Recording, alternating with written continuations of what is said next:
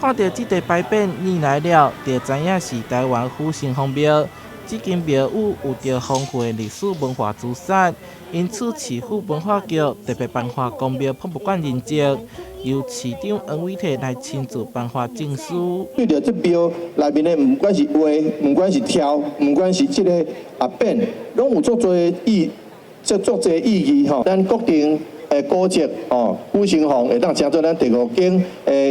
宫庙博物馆，嘛期待更加侪好朋友来共同欣赏宫庙之水。庙方当年自发性将对庙内文物器物及仪式进行记录，也规划文物馆，显示曾经使用过这数文物。同时推出中英文的导览手册，加上线顶语音导览系统。介绍庙内文物及传统工艺。大家除了对于这个尔来尔这个的一个匾额之外，其实可能都忽略掉庙里头有相当多的一些传统文物，包括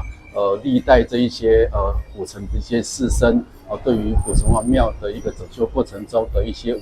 无私的一些奉献。台湾府城隍庙经过祭拜整修，各时期修建拢靠着当时的地方士绅来捐献。这次庙方特别邀请到捐献者的后代前来捐礼。头尾将近100担来寄付到咱龙跳的后代吼，多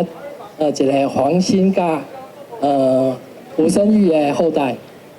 加一个燕跳是一个桑西寿的后代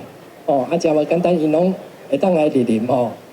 是赞助咱本庙的公菜。台湾府城隍庙会当讲是庙宇推广上好的典范之一。文资处表示，台南市公庙博物馆目前正伫14间庙宇试办，明年开始将开放予各公庙来申请，加深社会对无形文化资产的认同。台南新闻社会采访报道。